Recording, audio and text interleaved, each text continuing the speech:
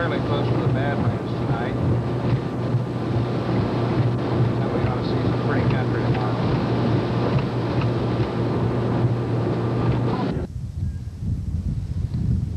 And here's Home Sweet Home, the first night.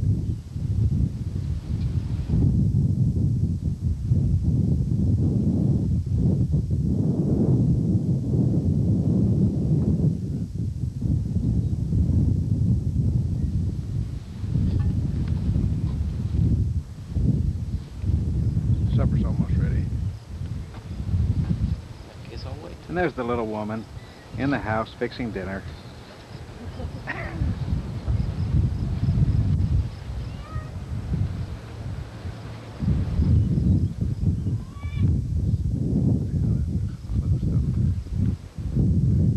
Oh, close up it's bad.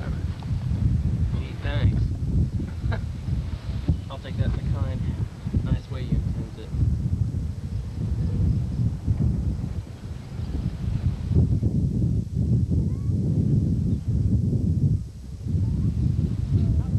Not a bad little park. I don't think so. You walk down by the lake? Yeah. It's from a scenic overlook where we get to the Badlands. Looking west by 90.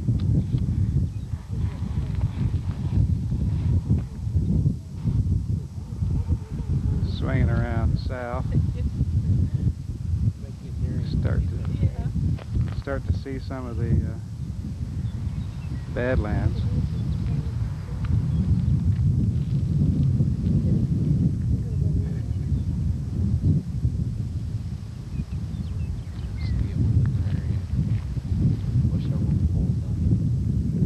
Huh?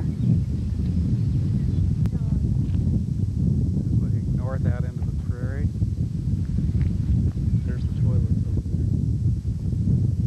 Let's get that open. Oh yes, there's the toilet.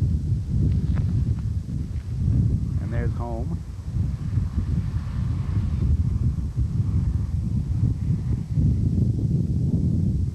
Don't think we'll look east into the sun.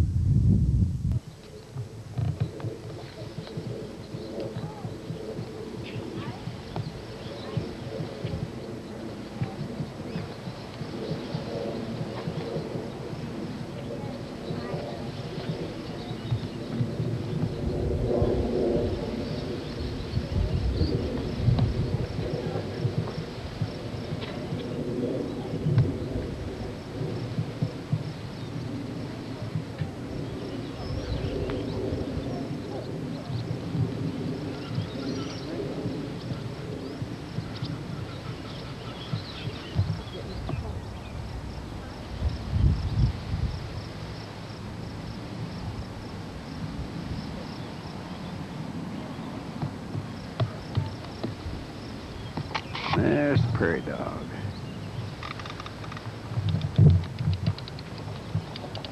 Let's see, let's get Cheshire. Yeah, there's a few more prairie dogs out there. Oh, here, let me get this little one out here. Oh, it's cute.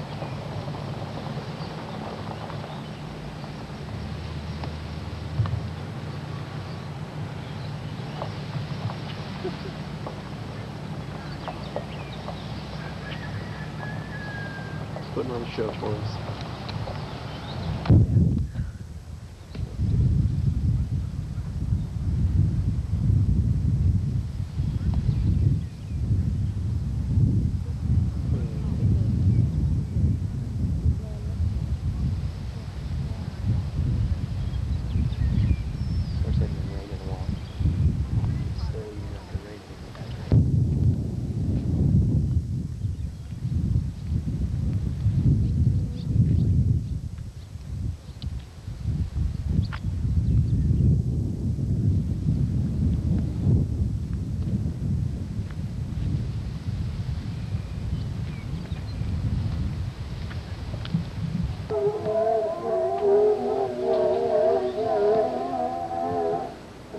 Welcome to the home of Mr. and Mrs. Ed Brown.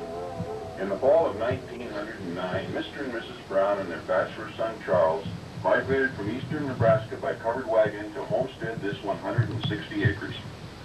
Arriving late in the fall, they immediately began to build the dugout portion of their home. They started by digging out the kitchen and bedroom portion. The next step was to cut down the cottonwood trees from the draw in front of the house and lay up the beams in the front of the dugout. A trip now had to be made south to the White River with team and wagon to get the slabs to cover the beams. As soon as the slabs were in place, 6 to 8 inches of dirt was shoveled over the roof. 2 small boards and 2 pieces of building paper served as a room divider between the kitchen and bedroom. This was their completed home. In a few years, the dugout walls began to cave in, and the boards were placed around the perimeter of the 2 rooms. By the next year, the sod walls as well as the boards were covered with a calcimine-like material from the Badlands, with which the boards are now painted. As the years went by, the walls were covered with various types of material, and then wallpapered. The frame room was added in 1913. It was a deserted homestead shack from nearby which Mr. Brown moved in. The kitchen stove, table, washstand, and shelves are original equipment. The remainder of the furniture is typical of that used by Mr. and Mrs. Brown, as well as other people in the area. The log front on this building was quite unusual, as most dugouts would have had a sod front. When the frame room was added, siding boards were placed over the log front to give an appearance of the same type of construction. The 1909 date may seem quite recent to you, but this area was not settled until after 1900. The Homestead Act was passed in 1862, and the first homesteads were taken out in eastern Nebraska. Parents, maybe Aunt Nellie homesteaded any place from Canada to Mexico, there would have undoubtedly been a lot of similarity between their home and this home of Mr. and Mrs. Brown. The outbuildings were also built by Mr. Brown and his son. The buildings have had some maintenance work done recently. In 1960. Pretty good. Mom had grandma's. Well, when they started building new houses and moving around and all of that. I used to use it around here. Sure not on the wall.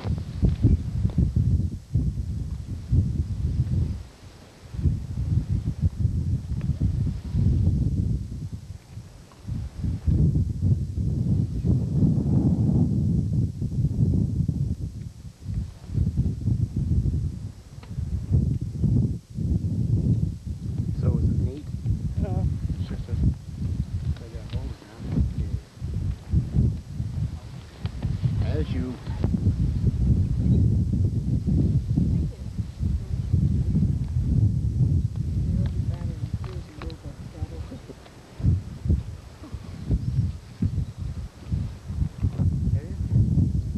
Boy Scout camp. A true outhouse. Out in the woods. Want a bet? And there's a common crapping place that smells pretty bad. get that on. Set in here, you can stay.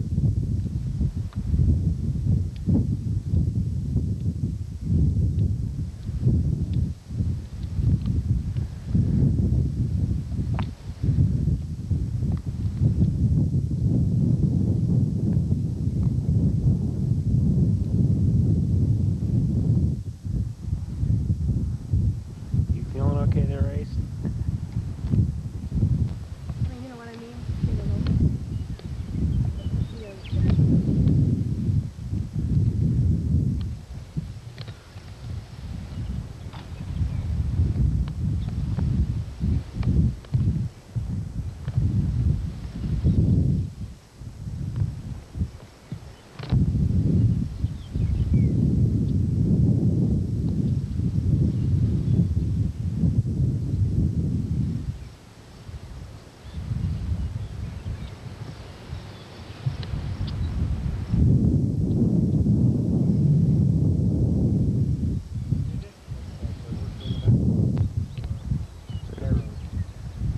There's the sod buster.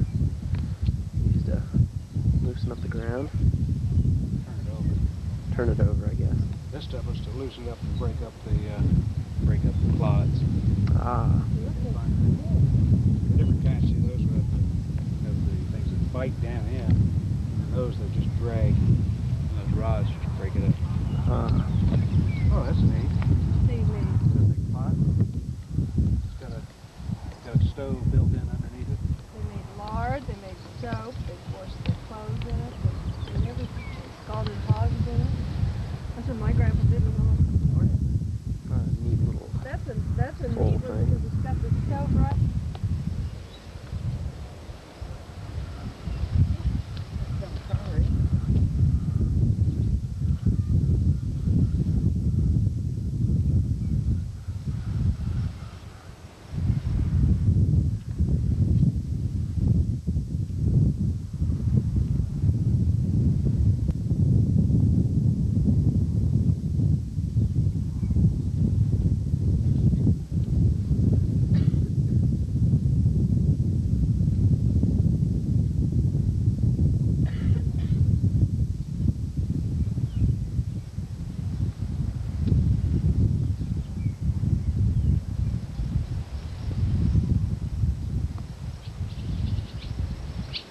Take that as you will.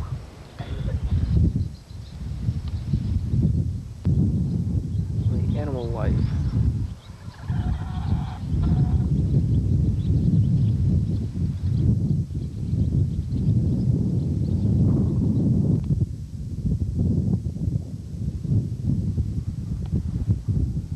The captive animal life. You should be able to do well with him. Right now, I got one in Yellowstone, slightly larger, but a gray color, so not as cute, eating a flower.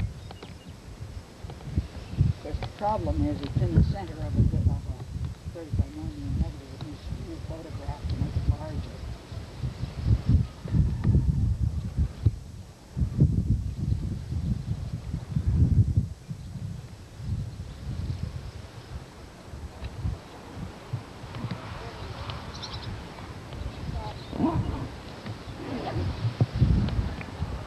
Oh, he seemed relatively happy.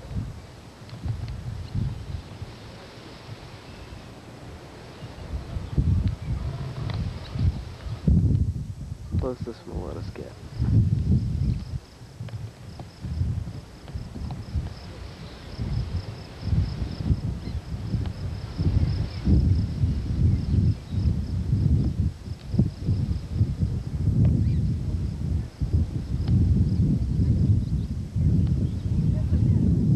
Be pretty tough to see from a distance.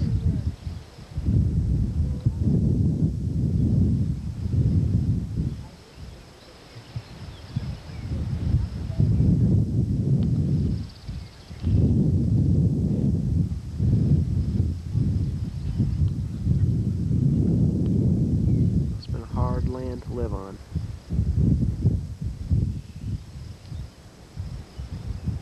Must be tough to tell from the pictures, but dirt's dry as can be.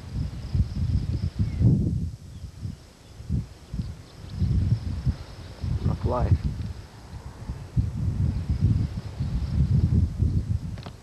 A couple little ones. Don't want to get too close and frighten.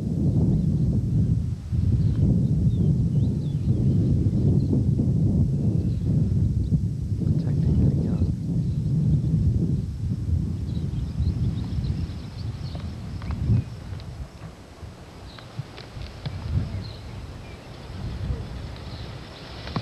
Just to give you an idea, it's pretty close.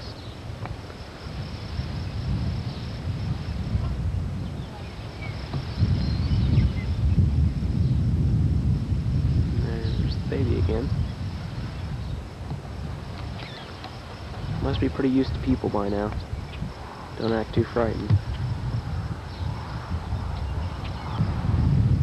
You just missed it. You just made a real loud cackle.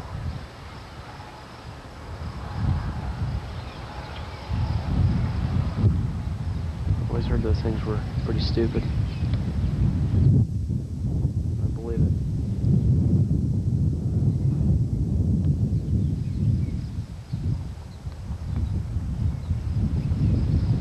Looking at the toys.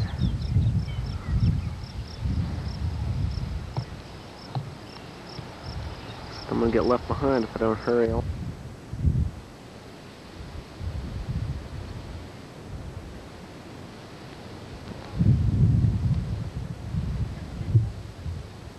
Now this is from the first viewpoint in the Badlands National Park.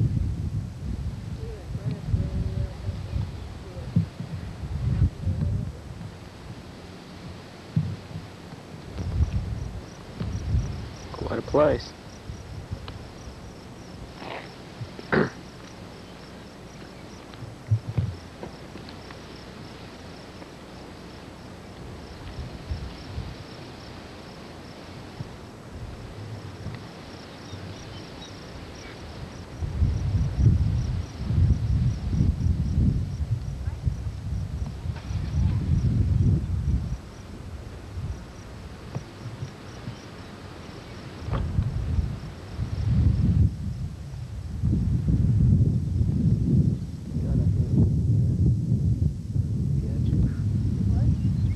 Go right up to the edge.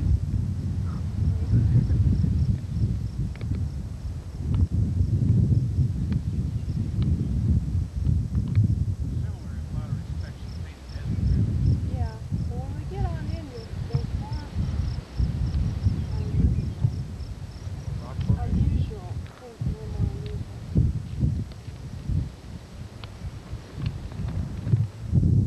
I'll bet that valley would be a great place to ambush somebody.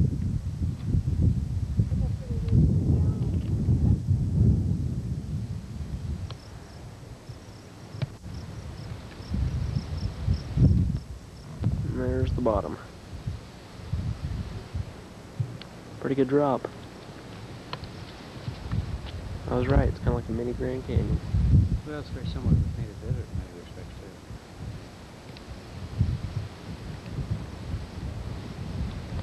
It's a lot looser. Smile, you're on candid camera.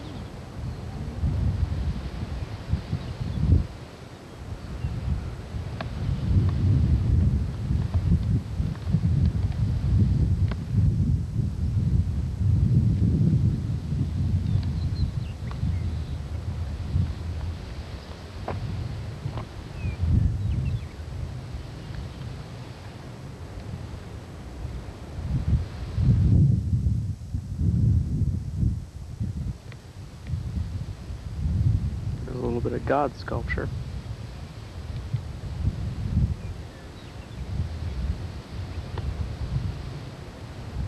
Double his lead since the last time higher. That's probably another 150, 200 yards back to the number 3 spot. And again, Danny Sullivan through 2, so is Rick Pierce. Now Al Lester, the differential there growing.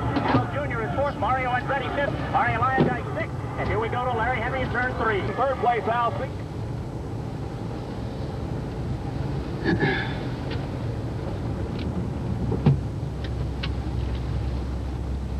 don't think I'm going to win. That's not happening yet, Jerry.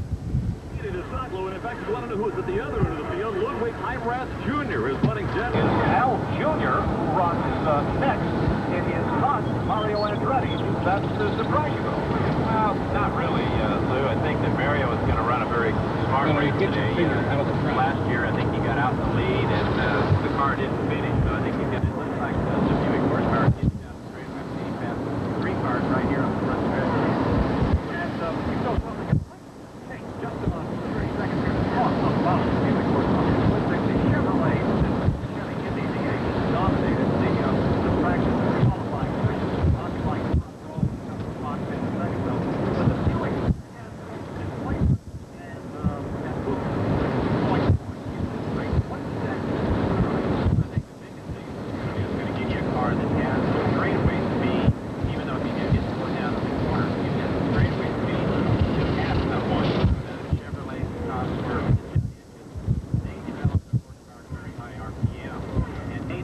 horsepower without having to actually have the straightaway speed. So it makes it a very good race car, a car that you can pass. Reliability, however, if you were to drive it, how did you feel about it? Oh yeah, the reliability-wise, I think they've done their homework. They may have detuned them a little bit in the fact that U.S. warranty requirements for every car maker in the world.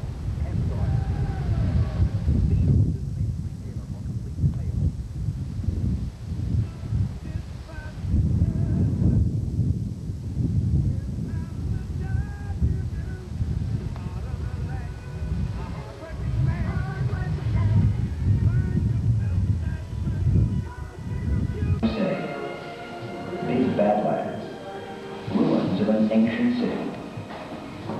These are expressions used by peoples before us to describe this incredible landscape.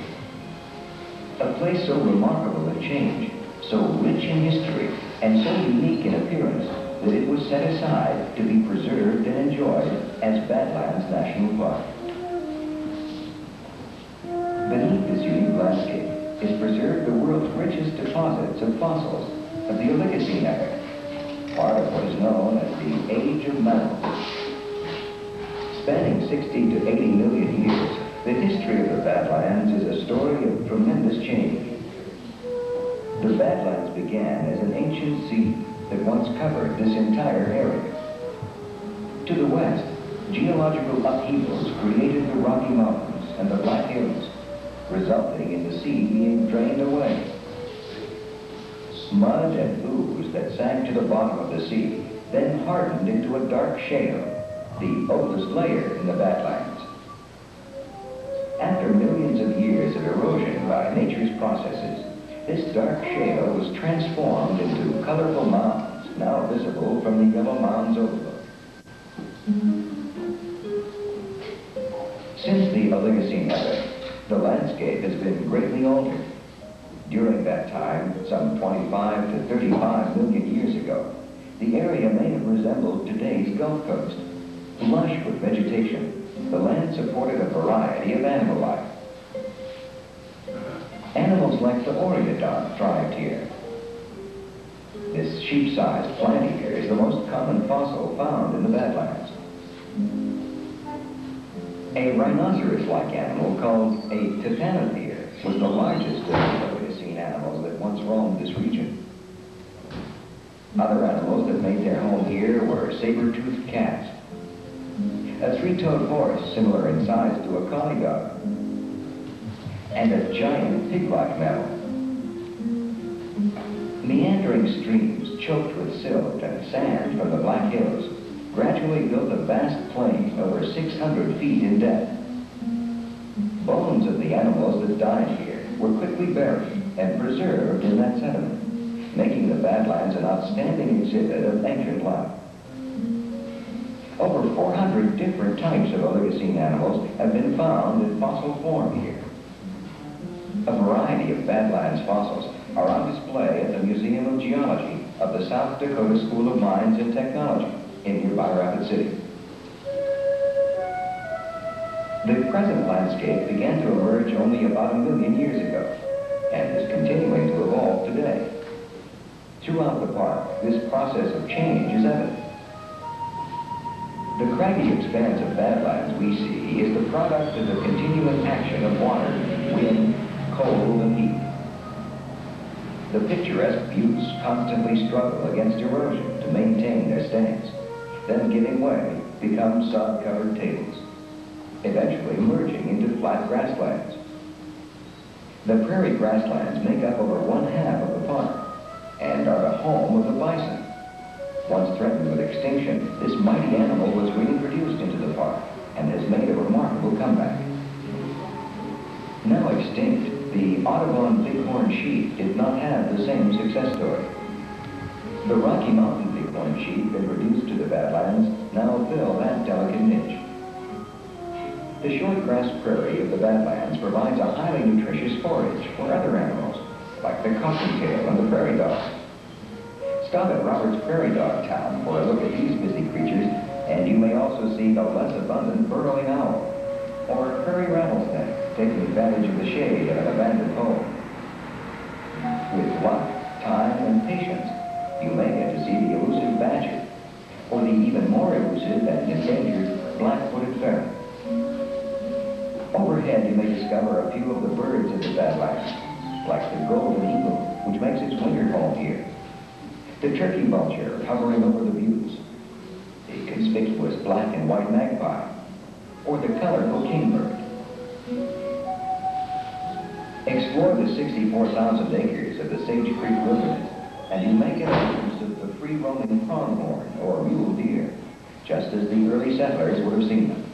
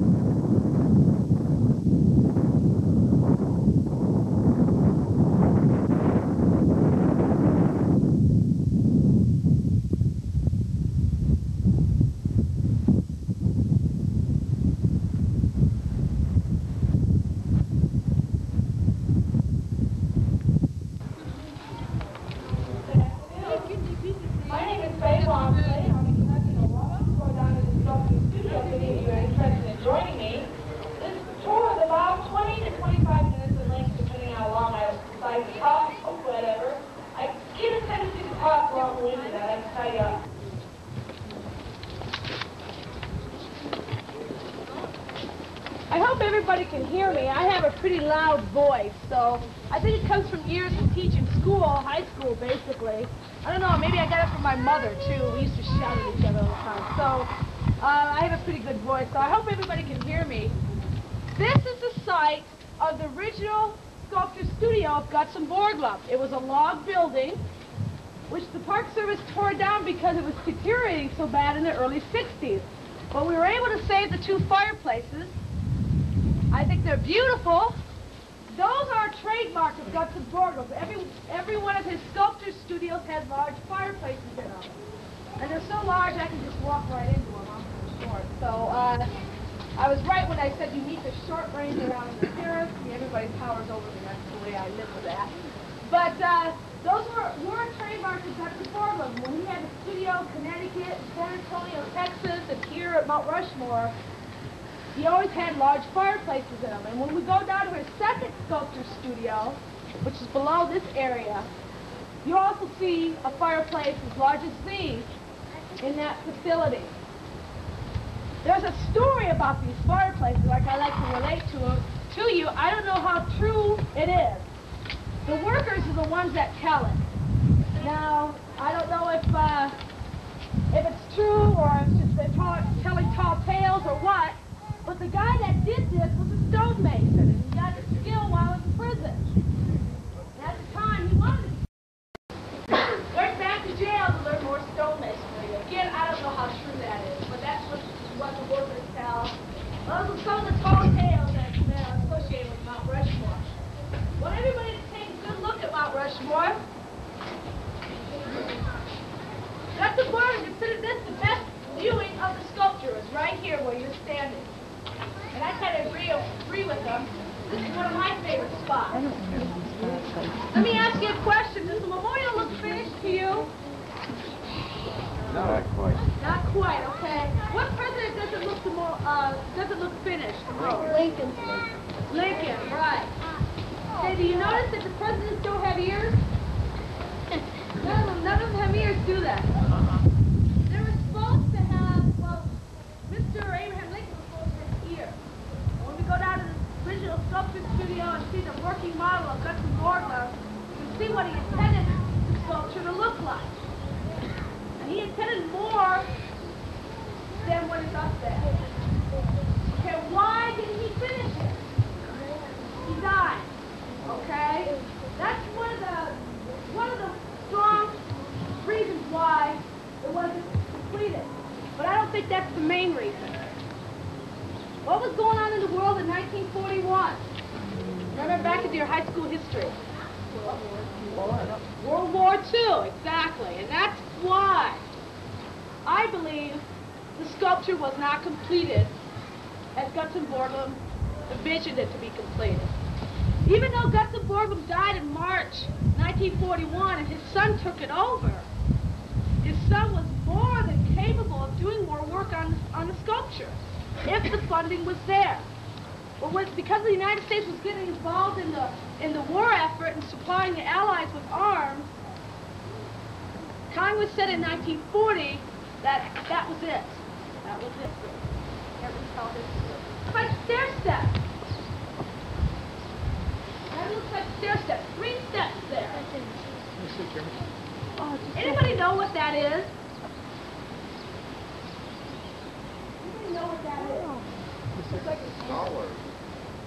Exactly. Yeah, you got it. It's his hand. That was one of the last things they were working on in 1941. It's holding on to his collar. And a lot of people can't see it. Yeah, his fingers.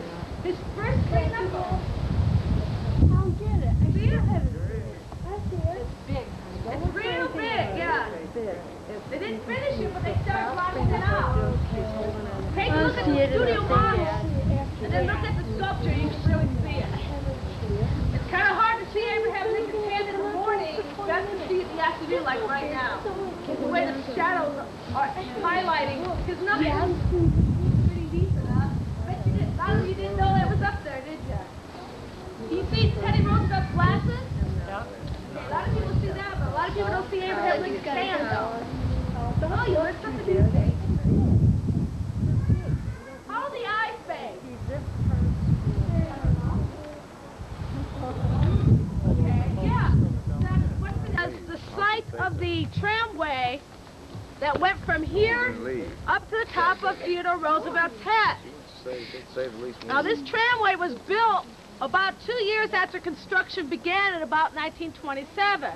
And the purpose was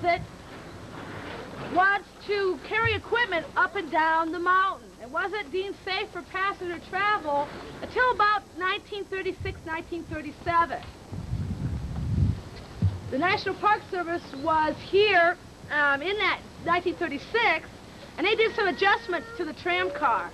And then they deemed it safe for passenger travel. But prior to that time, the men had to climb 506 steps to get to work every morning.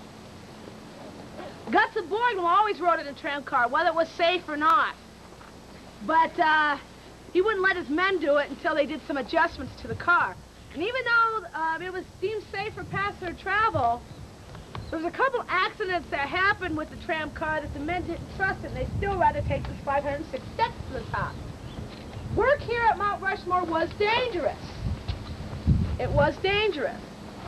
But there was no fatalities during all of 14 years. But there were accidents, and the most severe accidents happened right here with the aerial tramway. the most common asked question when I'm up here is, what am I doing? Well, I'm carving rock. I'm not sure yet. The way I work is a lot different from the way Borglum did it. He had an idea, a vision, and that's what you look at when you look up in the monument. The problems that I encounter are basically the same thing that he did. It's on a much smaller scale. When I usually start a piece of rock like this is all Black Hills alabaster. It's not granite. It's much softer to work in, and it carries a lot of different colors. This stuff has been dynamite in Rapid City, and due to that I get a lot of fractures coming up and down the stone. I don't always start to complete a piece until I go all the way around it and make sure there's no pieces that's going to fall off once I get started to work. If you look up the monument, I'm not sure if they told you or if you read it or heard it or just joined the tour, Thomas Jefferson at one time was on the other side of George Washington. It was blasted off the mountain in 1934 after they found that the rock was fractured and it was just not carvable. They started on the Jefferson figure on the right side, and they wound up going back in the rock 90 feet before they found suitable carving material. And that's, in essence, is what I'm doing right here, is just trying to eliminate all the fractures and trying to direct the color into the piece of sculpture that I'm going to do. I'm not sure at this time what it's going to be. I had intended on carving some mountain sheep, mountain goats. But they're pure white, and there's a lot of red striping that runs through this particular piece of stone. So this will, more than likely, it'll be a bust of someone before I get done with it. Or it'll be busted and thrown out in the driveway. So, if, I shouldn't tell you this before you get in there, because you're going to get a lot more detail into the mechanical end of Mount Rushmore, how it was constructed, the numbers of dynamite and men that worked on the monument. And it sounds like a big engineering feat, which it was. But there's an awful lot of personal touch and heart that went into this piece that you're looking at. It was changed something like 9 different times all the way through the process over a period of 14 years. Most of that was due to the inconsistency of the stone. That was the biggest problem that faced all the people on Mount Rushmore as it was being carved.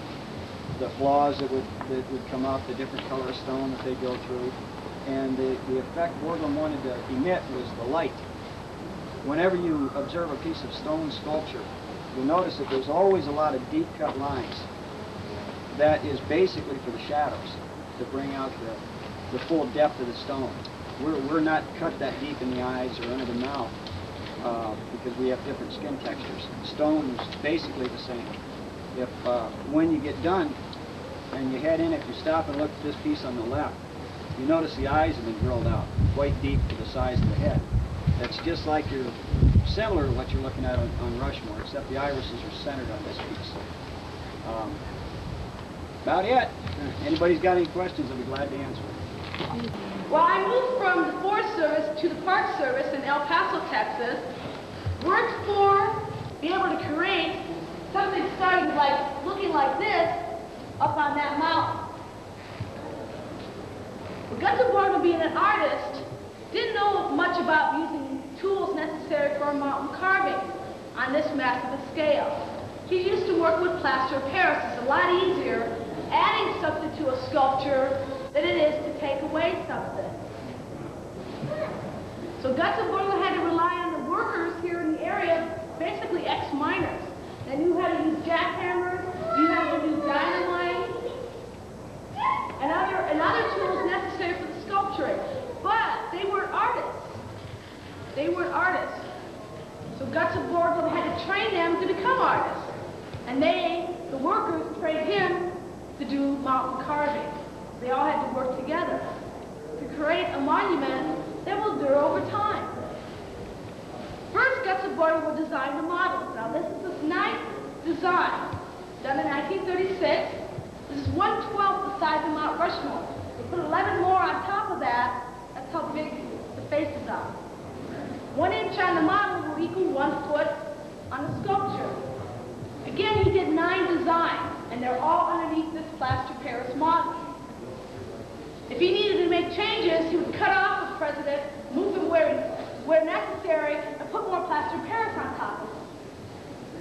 He also mixed in with this plaster Paris some straw, some pine needles. He would use chicken wire, scrap wood, wire, anything else he could find.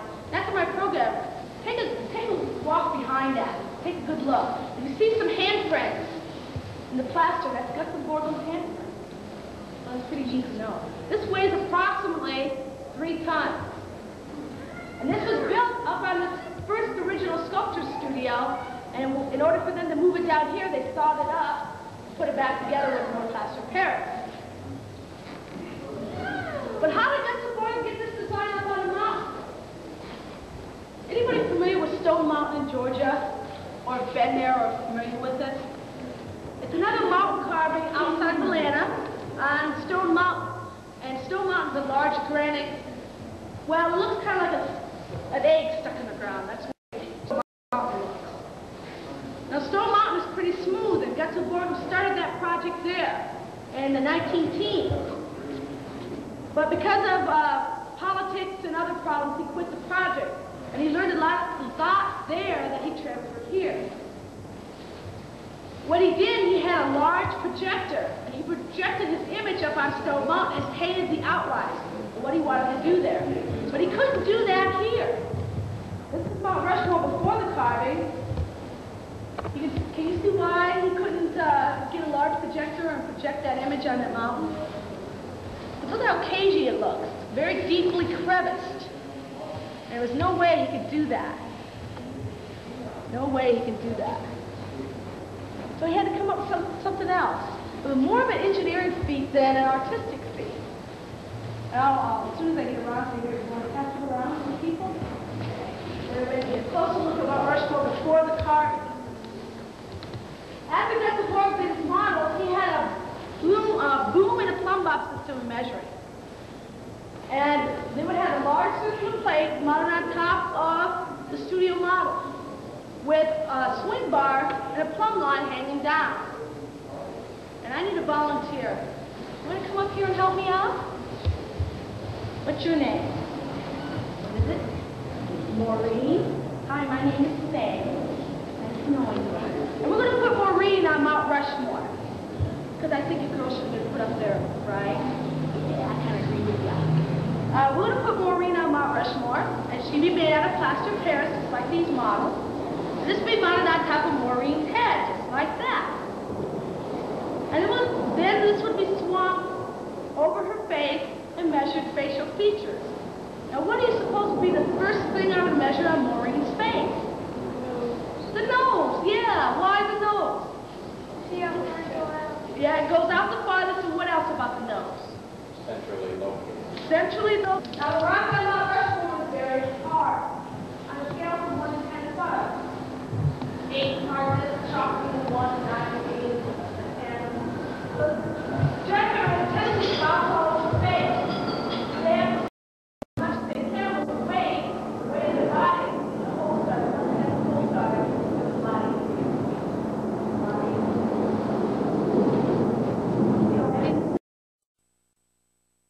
If anybody wants to take a close look at the jackhammer on our program, you can. But anybody shorter than me, most kids,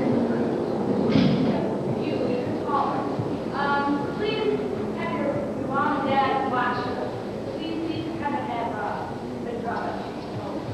So that would be just down and drill the holes for the dynamite. Then the polymer will come along.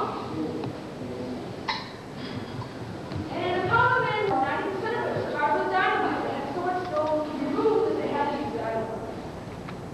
In order to control that dynamite, they use channeling irons at the end of the jackhammer. And this is like a glass cutter. And they would store the rock. For example, if they wanted to make a circle on the sculpture, they would just put lines in a circle within 6 inches. In order to remove that fat layer of 6-inch skin, the then we get back to this involved chair, this jackhammer to drill holes close together. Rows upon rows upon rows upon rows. Now that's basically the tools of a sculpture. But here in Mount Rushmore, they had 60-foot faces to contend with. Of course, they couldn't choose no hammer at all. But this is the only time they ever used it, was to break away that honeycomb rock. Once they removed the honeycomb rock, the face tops are all pockmarked left from the drills. A good example of that, if you look behind the plaster Paris cast of Mr. Abraham Lincoln, look at the photographs behind it. The bridge of his nose is real smooth, but underneath is pockmarks left by the drill. And that is a before and after process of bumping. And a bumper was a handheld, had a difficult time operating these. It was had a tendency to break the blood vessels in their hands. They had to have their fingers pried off after working with them all day long because the vibration would have their hands stuck on the jackhammer. But that was the final phase on Mount Rushmore. Gave the faces their characteristics and their personality and made them as smooth as you see them today. Because of that process that the workers and Dutch Board worked together to do, Mount Rushmore was created to endure over time. So it's nice to know that your kids, their kids, yeah, chicken wire,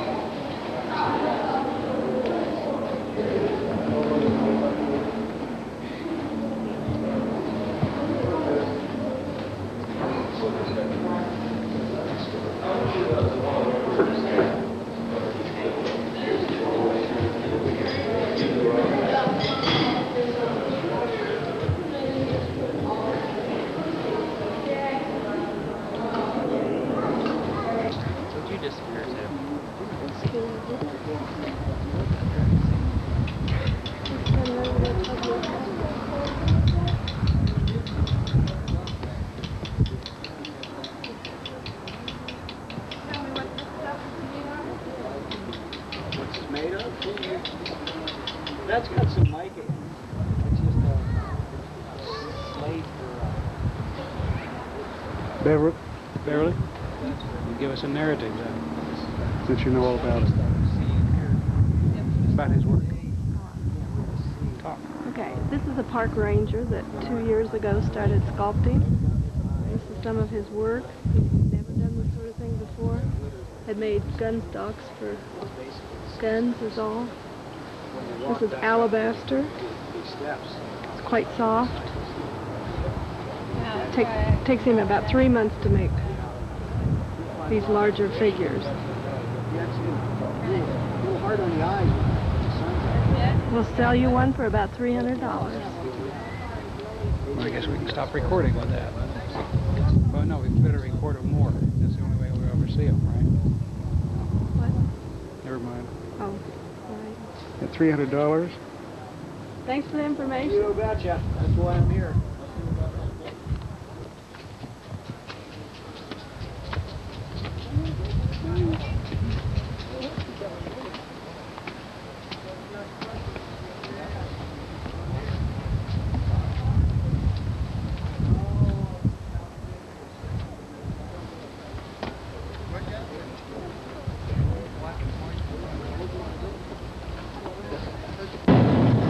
This is some typical scenery of Wyoming.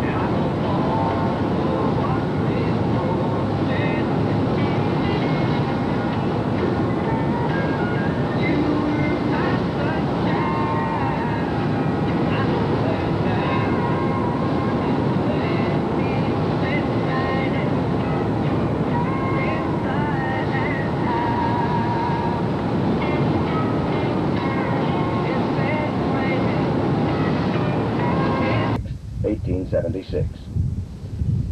At this site, hundreds of Sioux and Cheyenne warriors defeated 5 cavalry companies, about 220 soldiers, under the command of Lieutenant Colonel George Armstrong Custer.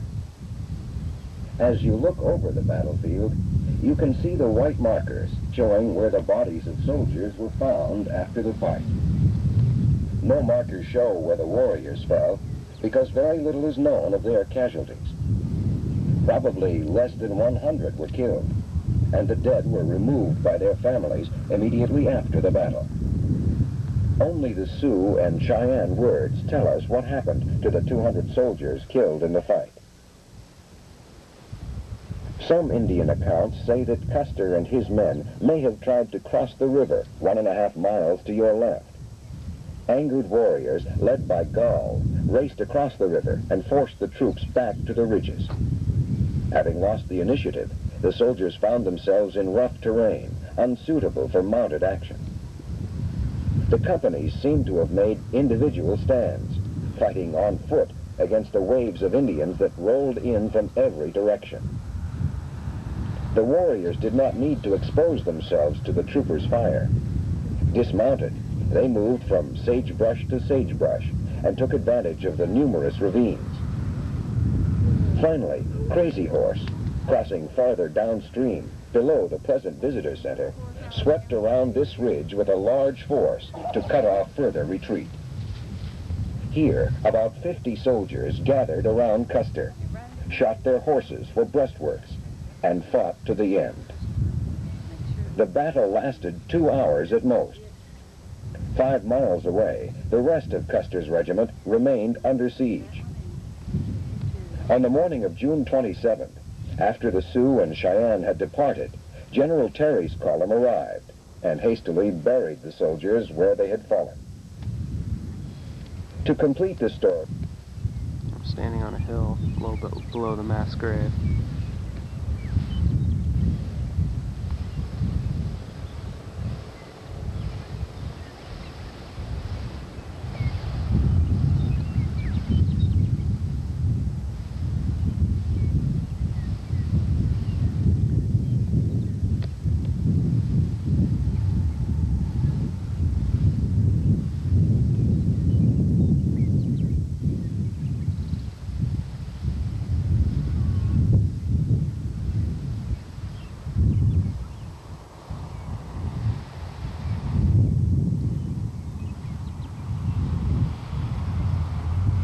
I think they've made this into a military cemetery now.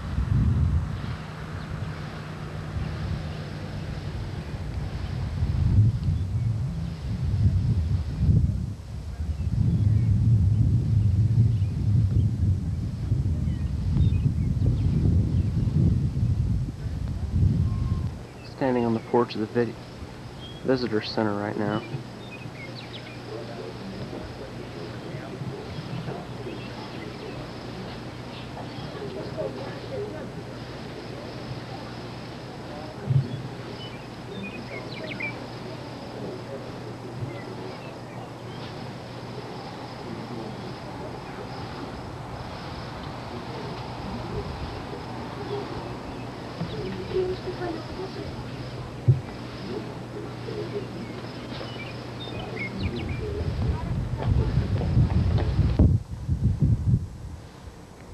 This is on a farther hill, a little bit farther down. We're headed towards Reno Hill right now.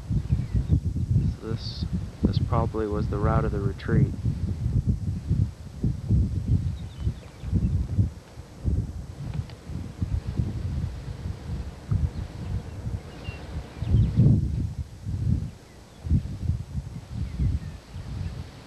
They made pitched fights in their companies.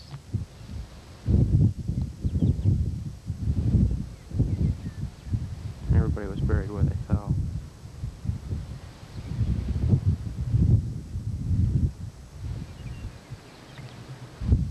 At dawn on June 25th, 1876, Custer's scouts scanned the horizon from a point about 15 miles away.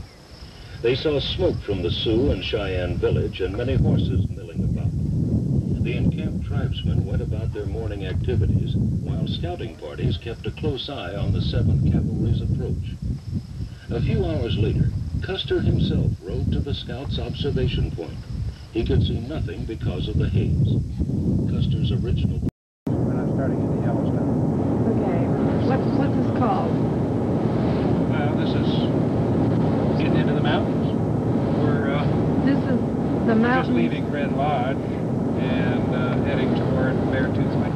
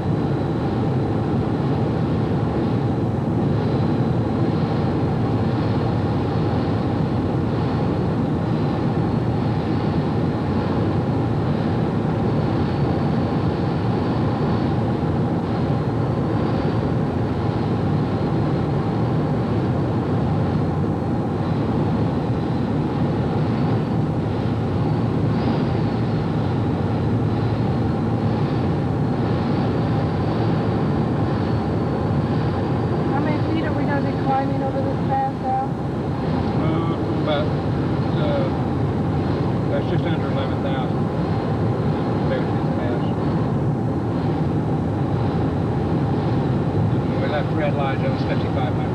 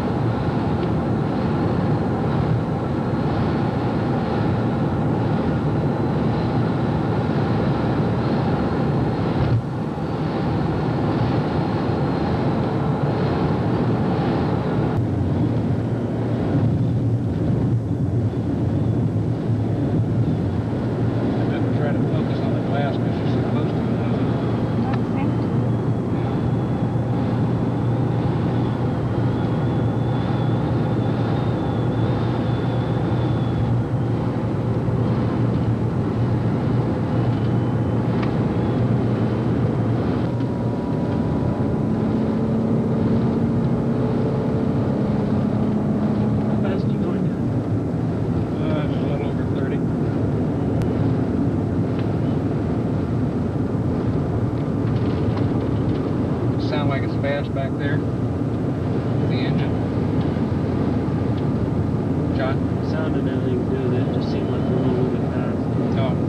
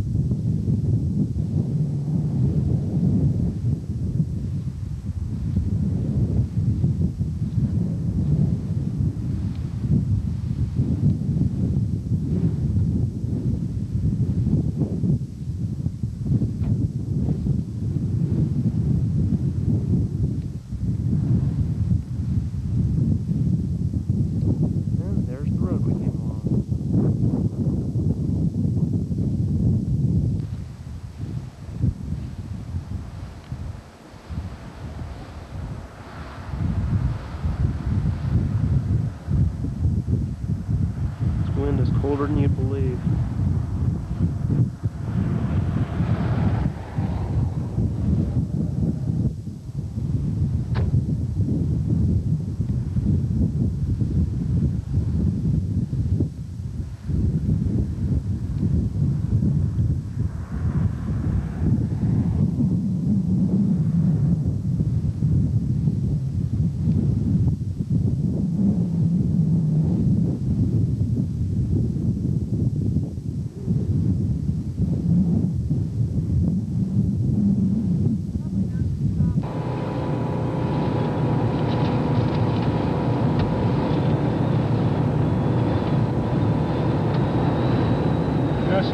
hot springs is higher than colder gas. No, most of the stuff inside the park is it is a ski lift.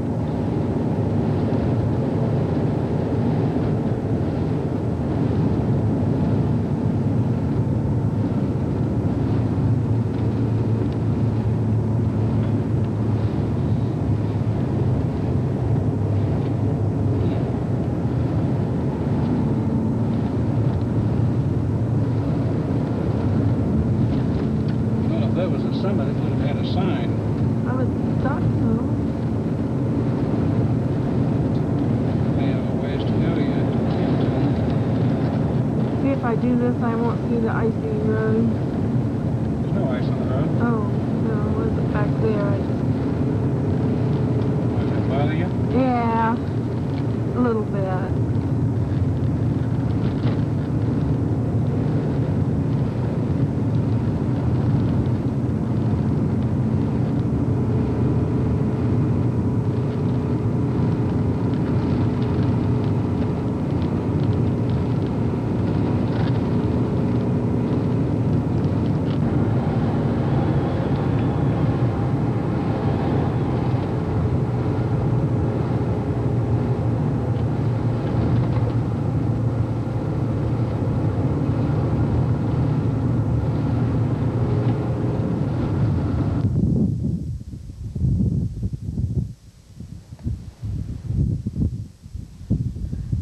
Comfort Station Summit.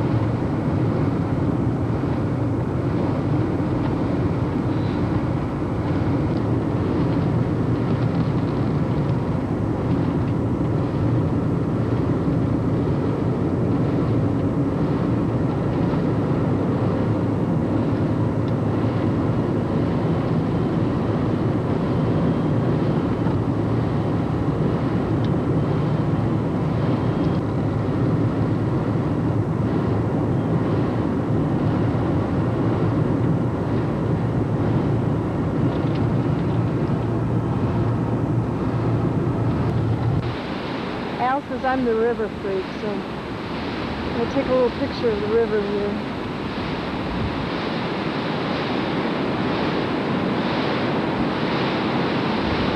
There we go.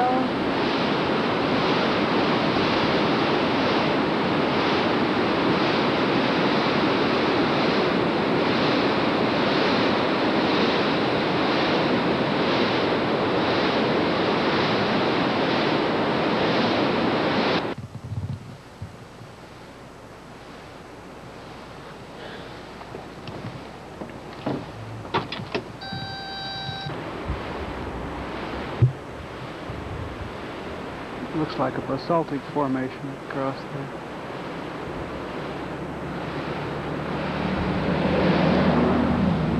There's a deep canyon.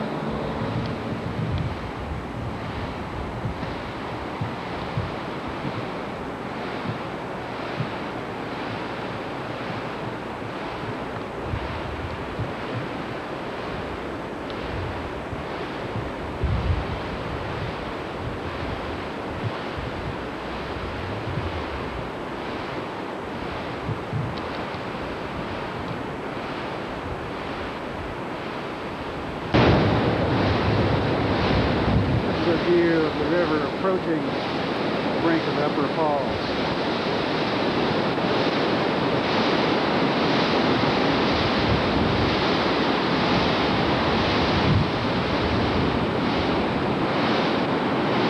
Getting down into the falls.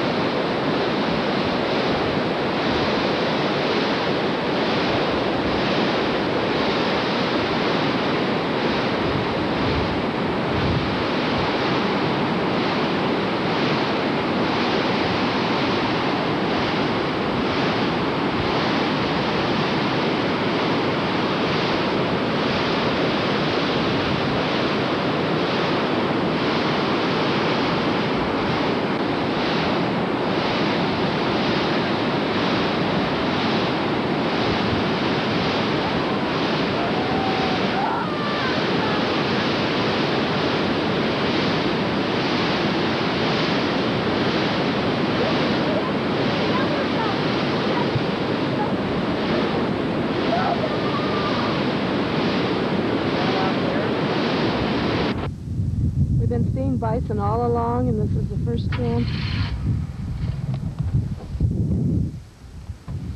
Don't forget the telephone. Yeah, I'm using it.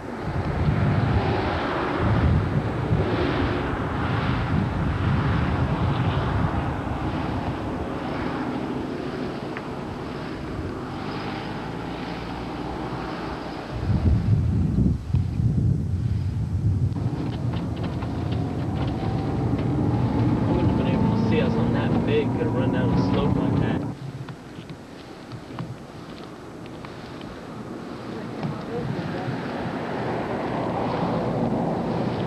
It's part of the mud volcano area.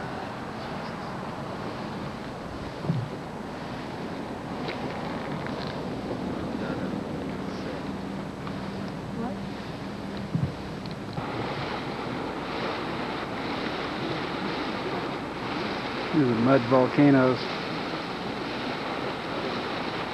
Too bad this doesn't record smell. Fans look off. No. There's a lot of sulfur smell here.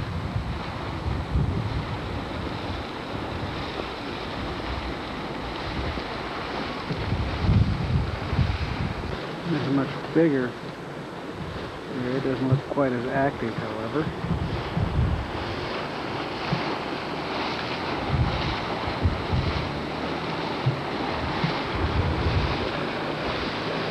More over there. You can see the steam coming up.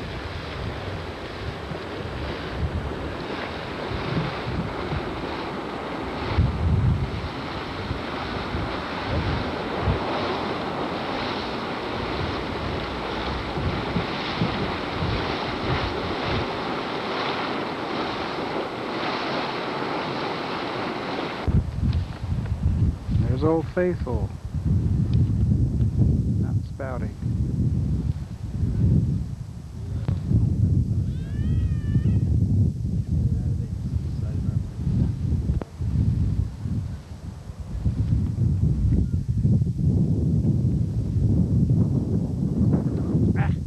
Tiny hole. We're about to try it. Take a good look at Old Faithful, folks.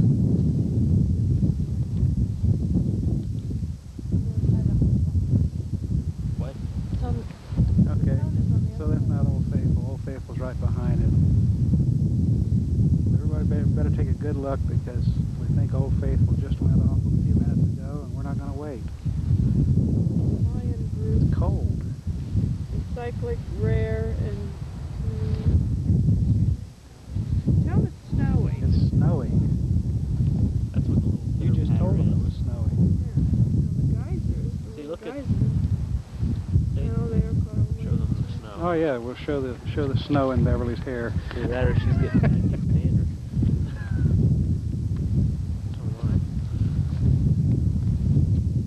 I've seen it. I've seen it before. I remember what it looks like.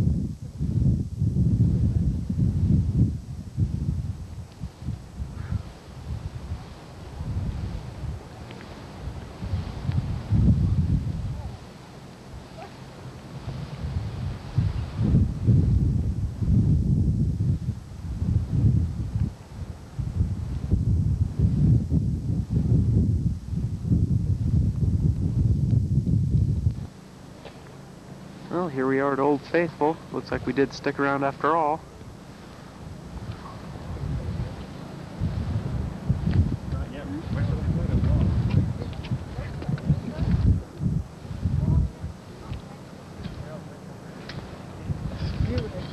They say it's going to explode for us here in a couple minutes. Hope they're right.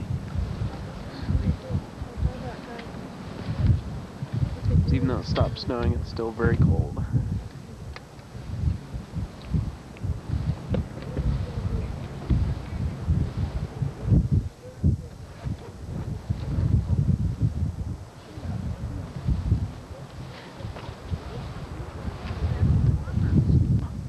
That. Yeah, isn't that neat? I'll zoom in on that. So, man on the street interview. What do you think you're about to see? I'm already seeing it. I'm seeing my son. No, I won't say it. Making faces at you.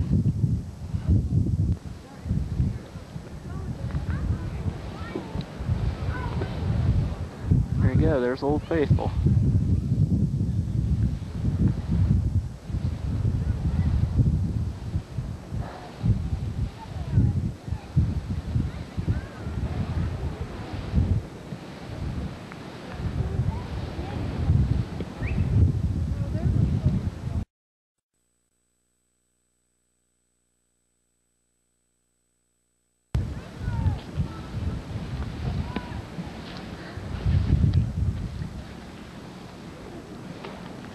The other one going off in the distance to the left.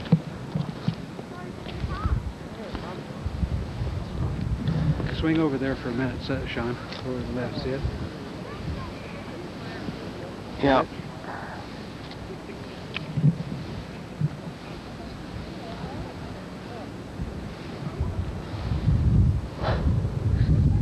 Boy, looks pretty inviting. Nice big steam bath, huh? Yeah. You see, there isn't much water, John.